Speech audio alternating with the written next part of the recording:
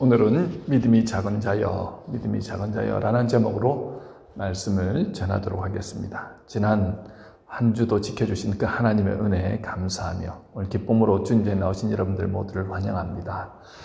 지구촌 곳곳에서 일어나는 일들이 심상치 않습니다. 독일과 중국에서는 지구온난화 현상으로 물폭풍이라고 그러죠. 폭우가 몰아닥쳐서 많은 사람들이 목숨을 잃었고, 방글라데시는 지구온난화의 영향으로 바다의 수심이 너무 높아져서 그래서 자기가 살던 고향을 버리고 더 높은 지역으로 이제 이렇게 많이 이주를 하고 있다고 합니다. 인도네시아는 수도가 자카르타인데 2030년에 수도를 이제 옮긴다고 합니다. 점점 수심이 높아져서 이제 그 자카르타에서도 살 수 없는 그런 지경이 되었다는 거지요. 인도와 인도네시아의 변이 바이러스로 인해서 수많은 사람들이 또 죽음을 당하고 있습니다. 중남미에서도 또 다른 바이러스가 발생해서 그렇게 계속해서 급속도로 전파되고 있는 상황 가운데 있습니다. 남아공에서는 전임 대통령을 오게 가두는 것에 반대해서 시위를 하다가 그것이 이제 폭동으로 발전했는데, 결국 코로나로 인해서 직장을 잃은 그런 빈민층들이 공장과 창고 그리고 몰을 급습해서 이렇게 물건들을 약탈하는 약탈자들이 되었다는 거죠. 먹고 사는 문제가 해결이 안 되니까 심각한 범죄들이 세계 곳곳에서 일어나고 있습니다. 어디에도 안전을 보장받을 수 없는 어떤 면에서는 지금 그런 상황 가운데 우리는 살아가고 있습니다. 참으로 힘들고 어려운 이 시대, 정말 필요한 것은 믿음이겠지요. 오늘은 믿음으로 행동하였지만 실패한 베드로의 모습을 통해서 우리에게 주시는 교훈은 무엇인가에 대해서 말씀을 전하도록 하겠습니다. 오늘 본문은 예수님이 풍랑을 뚫고 갈릴리 바다를 걸어오셔서 위기에 처한 제자들을 구해내시는 장면입니다. 바로 이전에 예수님이 떡 5개와 물고기 2마리로 5,000명 이상을 먹이시는 엄청난 이적을 베푸시는 장면이 나옵니다. 그리고 그 자리에 있었던 사람들이 이제 모두 자기 집으로 돌려보내시면서 제자들을 재촉하여서 배를 타고 건너편으로 건너가라고 하신 후에 예수님은 홀로 기도하시기 위해 산으로 올라가십니다. 본문 24절에 배가 이미 육지에서 수리나 떠났는데 거센 광풍이 불기 시작했습니다. 자, 예수님의 제자 중에 6명은 갈릴리 출신이고 4명은 확실하게 어부입니다. 다들 6명이 오촌에 살던 사람이라서 갈릴리 지역의 기후에 대해서는 너무나도 잘 알고 있었고, 또 프로페셔널 어부로 살았기 때문에 누구보다 배를 몰고 물질하는 거에는 도같았던 사람들이라는 거죠. 자, 날씨가 좋으면 벌써 어두워지기 전에 이미 건너편에 탕도하였을 것입니다. 그런데 갑자기 이제 헐몬산의 그 냉기류와 갈릴리 바다의 그 온기류가 만나면서 엄청난 광풍이 이제 몰아붙인 풍랑이 일어난 것입니다. 자, 그들이 나름 열심히 노를 저어서 이 풍랑을 헤쳐나가려고 했지만 애쓰면 애쓸수록 육지에서는 점점 더 멀어지더라는 거죠. 25절에 보면요, 밤 사경이라고 하는데, 밤 사경이면 보통 새벽 3시에서 6시입니다. 자, 그 시간까지 온 힘을 다해서 풍랑과 맞서 싸우고 있었습니다. 지금 제자들은요, 예수님 없이 배를 타고 가면서 풍랑을 만났습니다. 아무리 어릴 때부터 물질을 하면서 자랐다 할지라도 그들이 감당할 수 없는 수준이더라는 거예요. 새벽 3, 4시경이면 여러분, 어둠이 가장 깊게 깔린 그 시간 아닙니까? 아무것도 보이지 않는 그 시간에 풍랑으로 인해서 이미 힘은 다 소진되었고 이제 정말 위기 가운데 있었습니다. 이전에 예수님을 모시고 갈릴리 저편으로 갈 때 풍랑을 만난 적이 있죠. 예전에도 제가 한번 설교를 하지 않았습니까? 그때 예수님이 너무 피곤하셔서 호물에 누워서 물이 들어오고 막 풍랑 때문에 배가 엄청나게 지금 들었다 놨다 하는 그 상황 가운데 주님 그렇게 주무시는데 제자들이 예수님을 깨우지요. 주님, 우리가 죽게 됐는데 주님 이렇게 잠만 주무십니까? 그래서 예수님이 일어나셔서 풍랑을 꾸짖으시면서 어떻게 잠재우시지요. 자, 예수님이 계시면 이거 풍랑은 문제가 안 되는 것을 이들이 경험하였습니다. 근데 지금은 예수님이 계시지 않는다는 거예요. 이제 이 상태가 조금 더 지속되면 어떤 면에서 배가 지금 뒤집힐지도 모른다는 겁니다. 그런데 25절에 보면 밤 사경에 예수께서 바다 위로 저벅저벅 걸어오시면서 제자들에게 걸어오시더라는 거예요. 제자들은 예수님께서 바다 위로 걸어오시는 모습을 보고 와, 유령인 줄 알죠? 여러분 상상을 해보십시오. 사람이 바다 위를 걸어간다고 누가 생각해 보겠습니까? 물론 예수님은 귀신도 쫓아내시고 사람들도 고쳐주시고 놀라운 기적들을 다 풍랑까지도 잠재우셨으니까 그럴 수 있다고 생각하지만, 그리고 오병이의 기적으로 지금 제자들도 굉장히 흥분된 상태 아닙니까? 그런데 예수님이 바다 위로 걸어오신다는 것은 상상을 해본 적이 없다는 거예요. 당연히 사람의 형체가 저기 어둠 가운데서 저벅저벅 걸어오니까 유령이라고 생각할 수밖에 없겠지요. 자, 그런데 그들 마음 가운데 두려움으로 가득 찼던 그때 예수님이 다가오시죠. 한 물리학자가 사람이 어느 정도 달려야 무리를 걸을 수 있는가를 연구를 했다는 겁니다. 계산을 해보니까 시속 100km 이상의 속도가 나야 된다는 거예요. 무리를 이렇게 뛰어가려고 하면, 그 다음에 현재보다 사람이 가지고 있는 근력의 15배 아주 강한 근력을 가지고 있어야 무리를 빠르게 뛰면서 그렇게 100km 이상 속도를 내야지 이렇게 뛰어갈 수 있다는 겁니다. 걷는다는 것은 불가능한 일이라는 거예요. 슈퍼맨이 아닌 이상 100km 이상으로 해가지고 무리를 그렇게 강한 근력으로 뛸 수도 없지만 이렇게 천천히 걸어가는 것은 말도 안 된다는 거죠. 오직 예수님만이 하실 수 있는 일이라는 겁니다. 오늘 본문은 무리를 걸으신 그 사건과 비바람을 주관하시는 분으로서 예수님이 어떤 분이신가를 분명하게 보여주죠. 여러분들이 믿는 예수님이 어떤 분이라고요? 무리를 걸으실 수 있고, 그리고 오병이어의 기적을 일으키실 수 있고, 귀신을 쫓아내실 수도 있고, 병든 자를 고칠 수도 있고, 풍랑을 잠재우실 수 있는 바로 그분이 우리가 믿는 예수님이라는 겁니다. 자, 오늘 본문은 지금 주님의 풍랑 가운데 제자들이 겪는 노고를 보고 강풍이 일고 있는 바다 한가운데 그들을 향해 지금 오셨는데요. 예수님이 바다를 향해 오시는 것을 보고 제일 먼저 반응한 제자가 누구라고요? 베드로지요. 주여, 만일 주님이시거든 나를 명하사 물 위로 오라 하소서라고 말합니다. 자, 그러자 주님이 내게로 오라고 말씀하죠. 베드로는 믿음으로 바다에 발을 내디뎠습니다. 그런데 바람이 이는 것을 보고 두려움과 절망에 사로잡혀서 곧 물에 빠졌다는 거죠. 물에 빠진 베드로를 건져 주시면서 예수님이 뭐라고 말씀하십니까? 오늘 본문에서 믿음이 작은 자여 왜 의심하였느냐. 자, 믿음이 있기 때문에 사실은 베드로가 예수님께 나가겠다고 한 거 아닙니까? 그런데 예수님은 되려 베드로 보고 지금 믿음이 작은 자라고 말합니다. 여러분, 믿음이 작다는 거는요, 의심이 있다는 거예요. 의심이 있다고 해서 믿음이 없는 게 아니라는 거예요. 믿음이 작다는 겁니다. 오늘 본문의 사건을 통해서 우리가 베드로를 통해서 몇 가지 교훈을 우리가 배울 수 있습니다. 첫 번째, 베드로가 무리를 걷지 못하고 물에 빠진 것은요, 그의 기질에도 문제가 있다는 겁니다. 보통 우리가 예수를 믿으면요, 그리스도인이 되는데 믿었다고 해서 우리 기질까지 바뀌지는 않는다는 거예요. 다 믿었다고 해요. 예수님처럼 예수님 기질로 바뀌는 게 아니더라는 거죠. 기질은 그대로 남아 있습니다. 회심했다고 딴 사람이 되는 건 아니더라는 거예요. 여전히 똑같은 사람입니다. 이제 내가 사는 것은 내가 아니요 내 안에 그리스도께서 사시는 것이다 라고 고백하며, 이제 내가 육체 가운데 사는 것은 나를 살아서 나를 위하여 자기 몸을 버리신 하나님의 아들을 믿는 믿음 안에서 사는 것이라고 고백함에도 예나 지금이나 우리는 어떻게 해요? 그 기질은 그대로 가지고 있더라는 거예요. 기질을 가지고 있으면서도 우리가 말씀을 통해서 어떻게 합니까? 그 말씀을 따라서 우리의 인격과 성품을 주님께서 주관해 달라고 주님께 맡기면서 우리의 그 모난 부분들을 하나씩 주님이 깎아 가시잖아요. 그럼에도 불구하고 우리에게는 여전히 기질이 남아있다는 거예요. 자신의 기질을 그대로 가지고 있더라는 거죠. 그 결과 사람마다 자신만의 특별한 문제를 겪게 된다는 겁니다. 각자 특별하게 겪는 어려움이 있더라는 거예요. 왜요? 그 자기가 가진 고유한 기질 때문에 그렇다는 거예요. 어떤 분들은 너무 예민해서 예민한 것 때문에 겪는 어려움이 있습니다. 어떤 분은요, 너무 느긋하기 때문에 겪는 어려움이 있고요.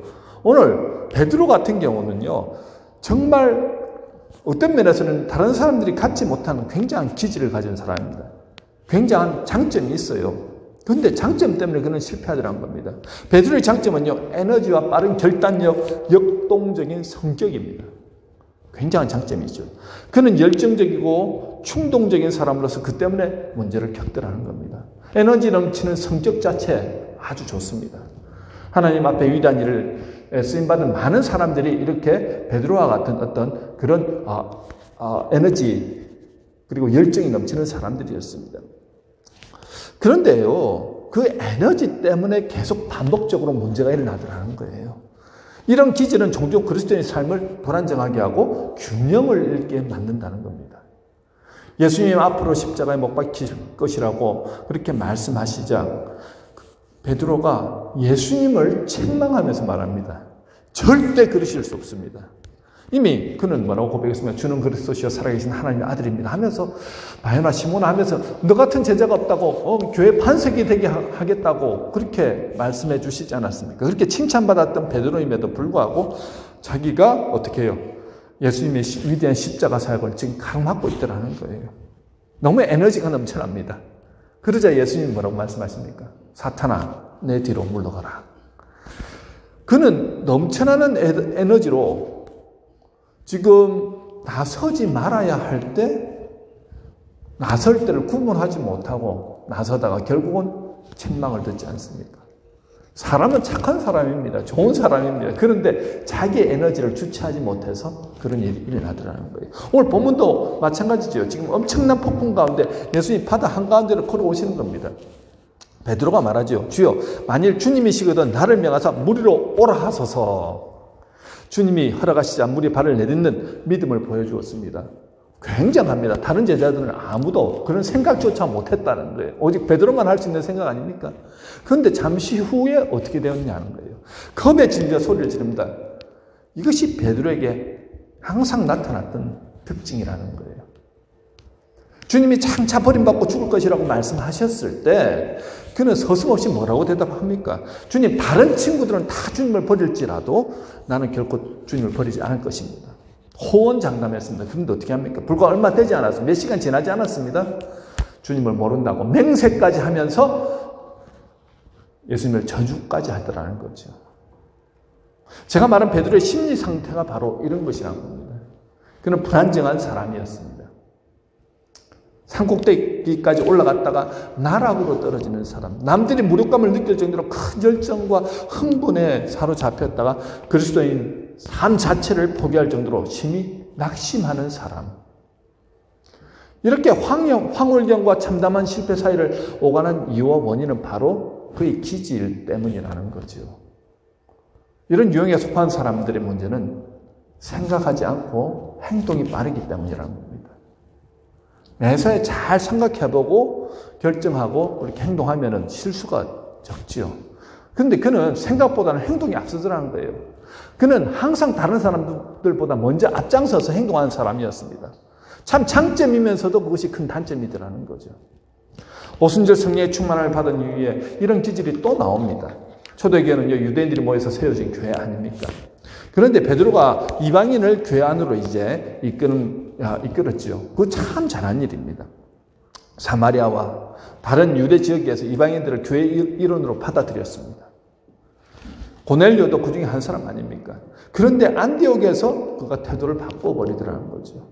야고보가 보낸 유대인들 앞에서 그가 가식적인 행동을 하는데요. 이방인들과 식사하는 자리를 꼭 유대인들이 오니까는 피하는 모습을 이렇게 보이더라는 거예요. 물론 그 당시에 이방인들과 식사하는 것 자체가 유대 율법에서는 굉장히 금하고 있는 것 아닙니까? 초대교회도 여전히 유대 율법을 따르고 있었습니다. 그 당시에는요. 그런데 사도 바울이 이런 베드로의 이중적인 모습을 보고 책망하고 있지 않습니까? 갈라디아서에서 그렇지요. 또 이 베드로의 문제가 무엇입니까? 차후의 결과를 생각하지 않고 그렇게 행동하는 것, 그것이었습니다. 충분히 생각해보지 않고 직관적으로 행동하는 것입니다. 자, 그가 굳이 바다로 뛰어들고 싶었던 이유가 무엇일까요? 그 혼비백산했던 순간에 베드로처럼 행동했던 제자들은 아무도 없었습니다.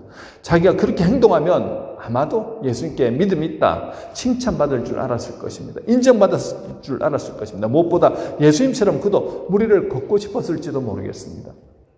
그런데 그 결과는 비참했습니다. 왜 그 순간에 예수님이 바다 위를 걸어오시는데 예수님께 굳이 가려 했을까요? 주님을 사랑해서, 아니면 주님이 오시니까 너무 반가워서, 뭐 그렇게 말할 수도 있겠지만 그의 기질 가운데 항상 주목받고 싶고 인정받고 싶고 그런 마음이 더 크진 않았을까요? 이런 기질이 있으신 분들은요, 행동하기 전에 먼저 충분히 생각하고 기도하면서 이렇게 조금 더 차분히 시간을 가지고 결정하는 게, 그러면 그런 결정을 하다 보면 실수가 줄어든다는 거예요. 베드로와 같은 기질을 가지신 분들도 계시지만 그 반대의 기질을 가지신 분들도 계시고 또 다른 성향을 가진 분들도 계실 것입니다. 마찬가지라는 거예요. 우리는 기질 때문에 어떤 면에서는 실수하고 실패하는 경향이 있다는 것 자체를 여러분들이 생각해 보시기 바랍니다. 자, 오늘 베드로를 통해서 배울 수 있는 두 번째 교훈은요, 믿음으로 발을 내디뎠지만 의심할 때 실패할 수 있다는 거예요.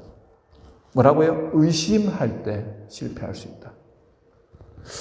본문 예수님의 책망은요, 본문에서 예수님의 책망은 믿음이 작은 자여 왜 의심하였느냐라고 말씀합니다. 베드로는 바람을 보고 스스로 의심했다는 거예요. 누가 개입할 필요도 없이 스스로 어려움을 자초했습니다. 우리 스스로 침체를 자초할 때가 있지 않습니까? 어떤 성향을 가지신 분들이 그렇습니까? 주로 자꾸 부정적인 것들을 이렇게 땡겨서 생각하시는 분들, 미리 일어나지도 않은 일들에 대해서 걱정을 많이 하시는 분들, 그런 분들이 결국은 의심을 많이 해요. 이렇게 하다가 안 되면 어떻게 하지? 그런 어떤 성향이 있지 않습니까? 여러분, 믿음으로 구원받았지만요, 물론 우리가 삶을 살다 보면 의심이 생길 수도 있습니다. 그런데 의심한다는 것은 믿음이 없는 것이 아니라 믿음이 약하다는 증거입니다. 베드로가 그랬습니다. 예수님 병자들을 고치시고 죽은 자를 살려내시고 귀신을 쫓아내시고 수많은 기적들을 행했을 때 바로 그 옆에서 보았던 사람이 베드로 아닙니까? 하지만 그는 머리로 이해했는데 그에게 여전히 의심이 있더라는 거예요. 베드로는 분명히 예수님께 허락받고 발을 내디뎠습니다. 베드로가 발을 자기가 가고 싶어서 주님께 허락을 받았지만 자기 마음대로 간 것이 아니었다는 거예요. 허락을 누가 하셨다고요? 예수님이 하셨다는 거예요. 그러면 믿음으로 나가면 됩니다. 그런데 그 마음 가운데 예수님이 지금 지적하시는 건 뭐냐면요, 혹시나 내가 바다를 가다가 혹시나 내가 물에 쏙 하고 빠지면 어떻게 되지 하는 그런 마음이 이렇게 들어왔다는, 그 생각이 들어왔다는 거예요. 예수님이시니까 바다를 걸을 수 있지만 혹시나 나는 예수님이 아닌데 바다로 걸어가다가 쏙 빠지면 어떻게 하지? 이런 의심이 훅 들어오니까 이제 두려움이 생깁니다. 바람을 보는데요, 바람이 집채만한 바람이 파도와 함께 막 자기한테 몰려오는 것을 보니까 두려움에 휩싸여서 쑥 하고 빠지더라는 거죠.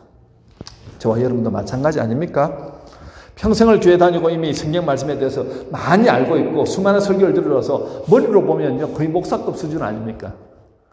그런데 실제 삶에서 이런저런 고난을 당하거나 어려움에 직면하면요, 과연 일이 내게 해결될 수 있을까? 막 의심이 들기 시작합니다. 이것은 안 될 거야. 예수님 당시에나 가능한 일이지 내 삶에는 결코 이루어질 수 없어. 자기가 다 결정하고 단정을 지어버립니다. 여러분, 과연 그렇습니까? 하나님이 이 세상을 천지 만물을 창조하신 하나님, 그때도 계셨지만 지금도 계신 하나님 아닙니까? 나는 할 수 없지만 하나님은 하실 수 있다는 것이 바로 믿음 아닙니까? 우리는 베드로처럼 풍랑만 일어나면 어떤 면에서는 막 두려워서 떨고 앉아있지 않는지 생각해 보시라는 거예요. 여러분, 의심이 한번 들어오면요, 믿음의 역사를 경험할 수가 없습니다. 우리는 할 수 없지만 하나님은 하신다. 여러분, 이것이 믿음이라는 거예요. 고난의 때에 믿음의 위대한 일꾼들이 어떻게 해요? 드러난다는 거죠. 여러분이 고난이라고 생각하십니까? 그럼 믿음으로 반응하시라는 거예요. 나는 할 수 없지만 하나님은 하신다. 지금이 믿음으로 바라보고 나가야 할 때라는 거죠. 자, 믿음 중에서도 큰 믿음은 믿음의 특징이 있는데요. 주 예수 그리스도와 그의 능력을 알고 변함없이 신뢰하며 의지하는 것입니다. 다시 한번요. 예수 그리스도와 그의 능력을 알고 변함없이 신뢰하면서 의지하면서 나가는 것이라는 거예요. 베드로의 출발이 참 좋지 않았습니까? 주님 말씀 드리고 주여 만일 주님이 식는 날을 위하서 물로 오라 하소서. 그것이 참된 믿음의 표시로서 정말 그는 주님을 믿었고 주님의 건수한 능력을 믿었습니다. 그까지 잘했다는 거예요. 단순히 이론적으로 믿었던 것이 아니라 정말 주님 말씀대로 그는 행동하였습니다. 자, 베드로가 배에서 내려 물 위로 걸어서 예수께로 가되라고 오늘 본문에 나오죠. 여러분, 예수님을 아는 만큼 믿음이 커집니다. 여러분, 예수님에 대해서 얼마나 아십니까? 베드로는 곁에서 보면서 예수님이 하는 위대한 일들을 보지 않았습니까? 아는 만큼 믿음이 커진다는 거예요. 그런데요, 내가 직접 주님의 능력을 경험해 보지 못하고 다른 사람에게 들은 신앙으로는 항상 의심이 생기고 믿음이 흔들릴 수 있다는 거예요. 믿음이 강하다는 것은요, 얼마만큼 내가 예수님을 아느냐와 관련이 있습니다. 진리를 안다는 것입니다. 말씀을 통해서, 기도를 통해서 그리스도를 만나고 그리스도와 교제하고 그리스도를 경험해야 그리스도를 알 수 있다는 거예요. 아는 만큼 믿음이 커진다는 겁니다. 자, 베드로는 처음 시작할 때 너무 좋지 않았습니까? 그런데 큰 믿음으로 시작했다가 바람을 보면서 의심이 생기기 시작했다는 거죠. 여러분, 바람은요, 한번 잘 생각해 보십시오. 이미 예수님이 오셨기 때문에 바람은 더 이상 문제가 되지 않는다는 거예요. 여러분, 바람에 대해 생각해 보셨습니까? 지금 큰 풍랑 때문에 몇 시간을 고생하면서 지금 죽을 지경이 되었을 때 예수님 풍랑을 뚫고, 이미 풍랑이 지금 일고 있는 상태에서 풍랑을 뚫고 저벅저벅 바다 위를 걸어오셨다는 거예요. 그때도 풍랑이 일고 있었다는 거예요. 지금 예수님이 서 있는 그 가운데도 지금 풍랑이 일고 있었고. 그런데 지금 예수님을 바라보고 가야 될 베드로가 왜 거기서 갑작스럽게 지금 예수님 오고 난 뒤에 풍랑이 일어난 것도 아닌데 왜 바람을 바라보느냐는 거예요.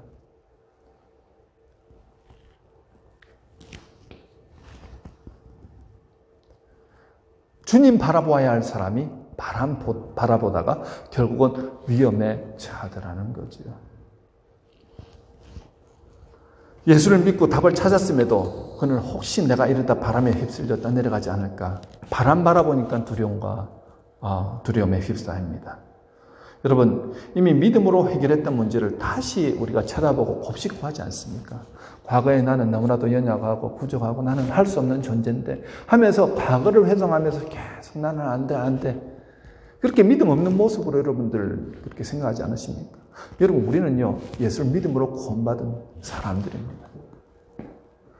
주님의 백성이 된 사람들이라는 거예요. 주님이 함께 하시고 우리를 붙들고 계시고 우리를 도우시고 나는 할 수 없지만 주님이 해주신다. 나는 이미 새로운 피조물이 되었다는 거예요. 새 사람으로서 오늘도 살아가는 분들 아닙니까? 그런데 사탄 마귀는 계속 와서 우리에게 너는 니까짓 게 뭐 할 수 있다고. 너는 안 돼. 주로 부정적인 마음들, 생각들 막 불어넣어주지 않습니까? 그거는 하나님이 주시는 마음이 아니라는 거예요. 그 부정적인 것들이 들어오면 의심이 생기고 의심이 증폭되어지면 한 걸음도 나갈 수 없다는 것입니다. 우리가 잘나서 무리를 걸을 수 있는 것 아닙니다. 무리를 걸을 수 없는 게 당연한 거죠. 주님이 걸어오라고 했기에 그것을 믿음으로 나아가는 겁니다. 천국 가는 그 길까지 마찬가지라는 거예요. 믿음이 큰 자와 작은 자의 차이 무엇이라고요? 의심하느냐 의심하지 않느냐의 차이라는 겁니다. 우리는 계속해서 이 길을 가다 보면요, 의심할 일들이 참 많이 생길 겁니다. 그런데 의심할 일 가운데서도 의심하지 않고 믿음으로 반응한 사람들이 어떤 사람들이라고요? 능히 하나님이 함께 하시면서 그를 통해서 놀라운 역사를 이루시는 사람들이라는 거죠. 오늘 본문을 통해서 우리에게 주시는 중요한 교훈 세 번째는요, 지속적으로 주님을 쳐다보고 바라보라는 것입니다. 여러분, 믿음은 주님이 시작하셨습니다. 여러분들이 예수를 알기 위해서 시작하신 게 아니라는 거예요. 오해하지 마세요. 주님이 먼저 시작하셨다니. 주님 여러분들을 택하여 주셨고 여러분들에게 믿음을 주셨고 우리 믿음으로 구원받게 됐다는 거예요. 주님이 시작하셨기 때문에 주님이 여러분들을 이끌고 가신다는 것입니다. 여러분, 이 일이 시작될 수 있었던 건 우연이 아닙니다. 주님의 계획 안에 있었고요. 그것이 바로 기적이었습니다. 그리고 주님의 이 기적을 계속해서 지속시킬 수 있다는 거예요. 주님은 시작하신 일을 능히 지속시키는 분이십니다. 여러분, 우리가 지금 부족하고 연약하고 내 성분, 내 기질이나 내 믿음이나 내 모든 조건들을 바라보면 하나님 앞에 쓰임받기에 너무도 부족하다는 생각이 들지 않습니까? 그런데 나는 부족하지만 주님은 아니, 내가 너를 택했다고, 내가 너와 함께 일하고 있다고, 내가 너를 통해서 놀라운 일을 이루어 갈 거라고 주님 말씀하신다는 거예요. 빌립보서 1장 6절에 이렇게 사도 바울은 말합니다. 너희 안에서 착한 일을 시작하신 이가 그리스도 예수의 날까지 이루실 줄을 우리는 확신하노라. 우리가 하는 것 같지만 그렇지 않다는 거예요. 주님이 항상 함께 하시면서 우리를 하여금 어떻게 해요? 우리를 책임져 주시고 인도하신다는 겁니다. 자, 주님을 바라보고 주님을 분명히 아는 사람은 특징이 있는데요. 의심하고 싶어도 의심할 수가 없습니다. 주님 외에는 소망을 찾을 곳이 없기 때문이죠. 미도온 횟수와 상관없이 걸음을 내딜 때마다 주님을 의지합니다. 주님 없이는 아무것도 하지 못합니다. 의심을 이기려면요, 그 의심이 아닌 무엇을 바라봐야 된다고요? 주님을 바라보면 의심이 들 수가 없다는 거예요. 주님을 바라보는 것이 바로 해결책입니다. 우리가 처음엔 큰 믿음으로 시작했다가 중간에 의심하고 연약해서 베드로처럼 물에 빠지는 그러한 경험들을 이렇게 한두 번씩 해보지 않습니까? 자, 베드로가 실패한 이유는요, 그의 시선이 끝까지 주님을 바라보아야 하는데 바람을 바라보았기 때문입니다. 여러분, 처음 회심했을 때 얼마나 큰 기쁨과 감격 가운데 온 세상을 다 얻은 것처럼 그런 정말 놀라운 은혜를 경험하지 않았습니까? 저만 그랬나요? 아니죠. 여러분 다 그렇지 않습니까? 그런데 그 믿음으로 왜 살지 못하는 거예요? 왜 중간에 가다가 믿음 없는 사람처럼 정말로 저기 땅속으로 믿음이 어디 갔나 몰라도 땅속으로 그냥 이렇게 들어가시는 분들도 있습니다. 왜 그렇습니까? 주님을 끝까지 바라봐야 되는데 바라보지 못하니까 우리의 믿음이 점점 약해집니다. 참 희한하죠. 그렇게 믿음으로 하나님 앞에 기하게 쓰임받겠다 했던 사람들이 믿음 없는 사람처럼 변한 이유는 단 한 가지라는 거예요. 주님을 끝까지 바라보지 않아서 그렇다는 것이죠.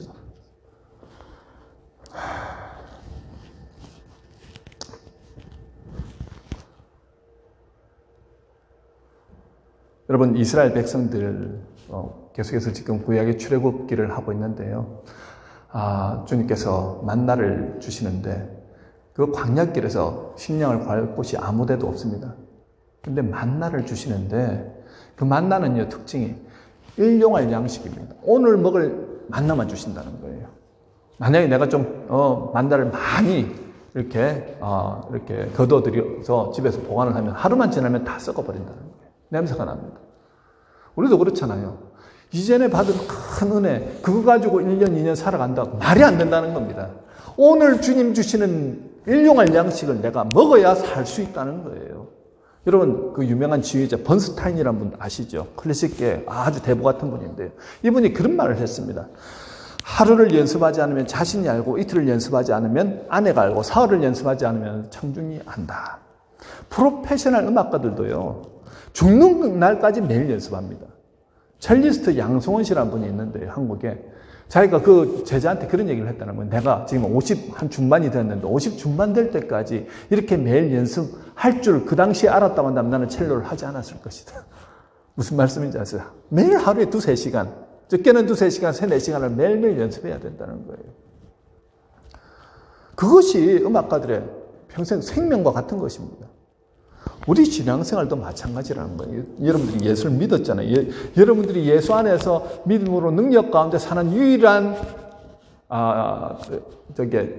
힘이 어디서 나오냐면요. 일용할 양식을 내가 매일 먹느냐, 내가 매일 주님을 바라보느냐 이겁니다. 내가 하루를 주님이 주시는 양식을 먹지 않으면 내가 압니다. 영적으로 뭔가 이렇게 문제가 있다는 거예요. 이틀을 먹지 않으면 우리 가족들이 알게 되고요. 사흘을 먹지 않으면 내 주변의 친구들이 알게 되고, 일주일을 먹지 않으면 우리 교우들이 다 알게 되고, 내 주변 이웃들이 다 알게 된다는 거예요. 제일 첫 번째 아는 사람이 누구라고요? 사탄 마귀가 제일 먼저 안다는 거죠. 여러분, 능력으로 살도록 부름받은 사람이 주님을 바라보지 않는 순간에 그 능력이 점점 쇠약해진다는 겁니다. 그래서 여러분, 우리는 어떻게 해야 된다고요? 끝까지 주님을 바라봐야 한다는 거예요. 주님 바라본다는 게 무엇입니까? 주님의 말씀을 내가 먹어야 되고, 주님과 기도함을 통하여서 소통해야 되고요. 주님 은혜 안에서 내가 살아가려고 부더니도 주님과 함께 교제하면서 살아가는 그 시간들, 그것이 주님을 바라보는 것이라는 거예요. 주님 바라보는 거 잘하였다가 대박 맞은 한 구두수 성공이 있습니다.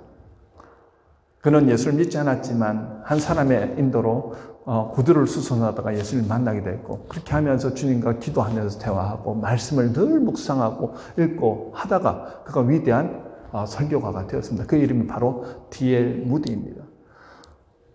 그저 초등학교 2학년, 3학년 그 정도밖에 배우지 못했던 그 사람이 수십만 명을 구원하는 그 일에 하나님 앞에 귀하게 쓰임받았던 그 유일한 이유가 무엇이냐? 매일매일 주님을 바라본다는 거예요. 바라본다는 게 말씀을 가까이 하고 읽고 묵상하고 기도하고 소통하고 교제하는 삶을 살았다는 거죠.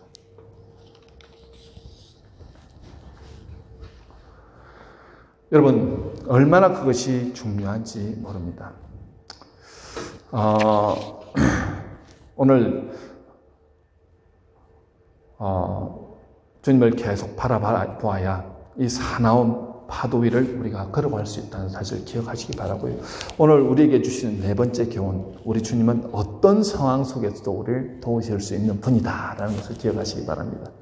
어떤 상황 속에서. 자, 이렇게 예수님에게 믿음이 작은 자여 왜 의심하였느냐라고 책망한 소리를 들었지만, 그럼에도 불구하고 우리에게 위로가 되는 장면은요, 주님이 물속에 빠져서 주님 살려주세요 하는 베드로를 그냥 내버려 두시지 않더라는 거예요. 베드로는 공포와 겁에 질려 소리 질렀습니다. 주여 나를 구원하소서. 그러자 예수님께서 즉시 손을 내밀어서 그를 구원해 주십니다. 비록 믿음이 약하여 의심하였음에도 주님은 그 위급한 순간에 손을 내밀어 베드로를 구원해 주시더라는 거예요. 여러분 어린 시절에 혹시 이렇게 물에 빠진 적이 있으십니까? 저는 한번 계곡에서 수영을 하다가 죽을 뻔했거든요. 그때 물에서 빠졌다가 이렇게 빠졌는데 내려왔다가 올라왔다 그걸 몇 차례를 했습니다. 아직도 선명하게 기억납니다. 초등학교 2학년인지 1학년인지 그때인데요. 그런데 어디선가 누군가에 하면서 막 출동하듯이 번개처럼 아버지가 그냥 출동을 해서 저를 확 잡아가지고 쫙 들어올린 겁니다. 그때 죽는 것이 이런 것이구나 하는 것을 어린 나이에 처음 깨달았거든요.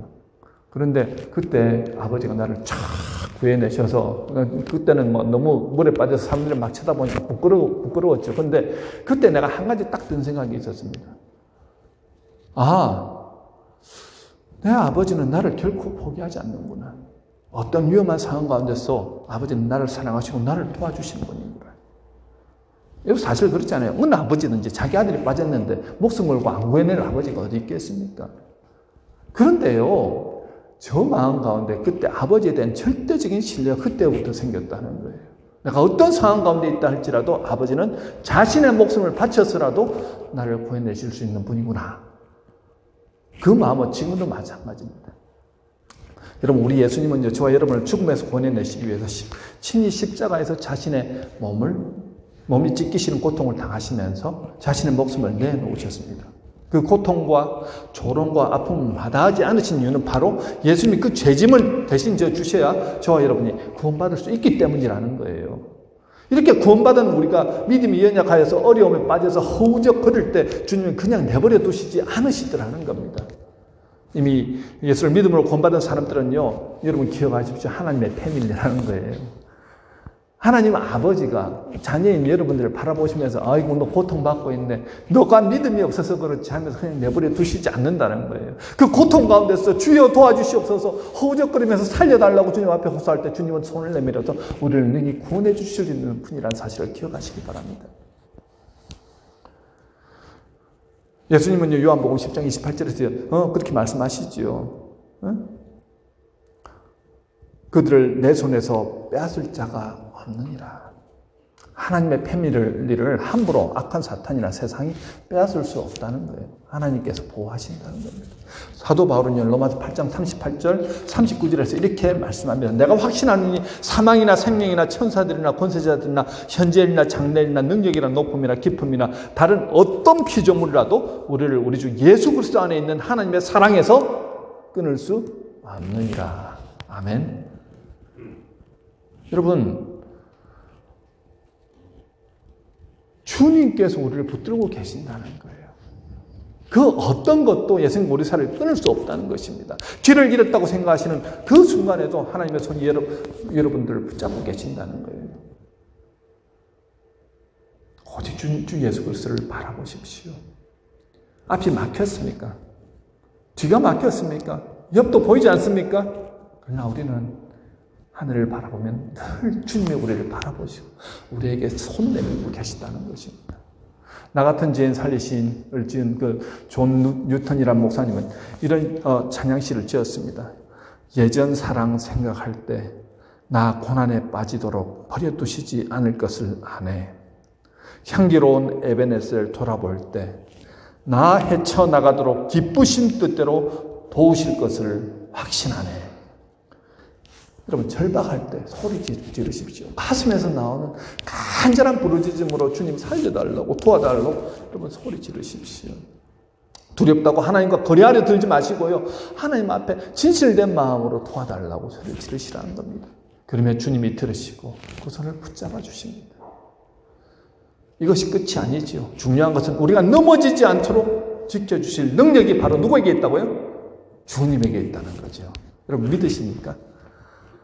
주님을 계속 바라보는 것은 이렇게 소리를 지를 필요도 없다는 거예요. 사실은 우리가 그냥 신음하듯이요, 아이고 힘드네요, 이 소리도 주님은 듣고 계시다는 거예요. 주님 믿는 자는요 실족하지 않고 똑바로 나아갑니다. 베드로도 계속 주님을 바라보았다면 무리를 그도 걸을 수 있었겠지요. 바라보다가 의심하였을 때 넘어집니다. 그렇지만 그러한 과정들을 통해서 그는 교회의 반석으로서 하나님 앞에 귀하게 쓰임받는 믿음의 일꾼이 되지 않습니까? 여러분, 우리 주님은요 이렇게 연약한 베드로 같은 기질이 막 들쭉날쭉한 그런 열정적으로 일을 하지만 또 반대로 이렇게 또 믿음 없는 그러한 모습을 보이는 베드로 같은 사람들도 주님이 들어서 위대한 일꾼로 쓰십니다. 우리 주님은 온 우주의 주관자이십니다. 주님 자신이 무리를 걸을 수 있을 뿐 아니라 베드로도 무리를 걷게 하실 수 있는 분이 바로 우리 예수님이라는 것이죠. 주님께는 능치 못할 일이 없습니다. 마태복음 19장 26절에 하나님으로서는 다 하실 수 있는 이라고 그렇게 말씀하시죠. 예수님은 바로 하나님의 아들이십니다. 믿음은 이런 주님을 바라보며 이렇게 외치는 것입니다. 믿음이 이기네, 믿음이 이기네, 주 예수를 믿음이 온 세상 이기네. 주님을 바라보는 사람이 세상을 이길 수 있습니다. 세상 풍파가 아무리 몰려와도 주님의 품 안에 가는 사람은 능히 그 풍파도 이길 수 있습니다. 내 힘이 아니라 내 힘 빼고 주님 의지하니까 주님이 강한 손으로 붙들어 주십니다. 오늘 믿음으로 시작하였지만 의심함으로 물에 빠졌던 베드로의 모습을 보면서 꼭 우리와 많이 닮아 있음을 보게 됩니다. 넘어질 때를 잘 생각해 보십시오. 무엇을 바라보고 있습니까? 우리의 시선이 주님 아닌 것에 다른 것에 집중할 때 결국 넘어지고 쓰러졌던 것을 여러분들 기억하실 수 있을 겁니다. 이제 이 한 주간 매 순간 우리의 시선을 주님께 두시고 매일 주님 바라봄을 통하여 하나님의 은혜가 우리 안에 넘쳐나시길 주님의 이름으로 축원합니다. 다 같이 기도하도록 하겠습니다. 오늘 말씀을 들으면서 나의 기질은 어떻는가를 한번 잘 생각해 보십시오. 믿음이 있다고 시작은 그렇게 크게 시작하였지만 혹시 의심함으로 그렇게 살아가고 있지는 않는지요? 무엇보다도 내 시선이 계속해서 주님을 바라보십니까? 주님께서 능히 나를 통해서 놀라운 일을 이루실 분이라는 것을 여러분들을 믿고 그렇게 따라가십니까? 오늘 주신 이 말씀을 한번 적용하시면서 우리 기도하면 좋겠습니다. 이 한 주간도 주님 믿음으로 서 나가게 하여 주옵소서. 다 같이 기도하겠습니다. 하나님 감사합니다. 저희들 믿음이 있는 줄 알았습니다. 하지만 우리가 너무나도 연약하고 부족하여서 믿음 없는 사람처럼 행동할 때가 얼마나 많은지요. 하나님, 저희들 부족합니다. 연약합니다. 저희들을 용서해 주시옵소서. 주님 없이는 살아갈 수 없는 연약한 존재들, 오직 주만 바라보고 주만 의지하고 주와 함께 동행하는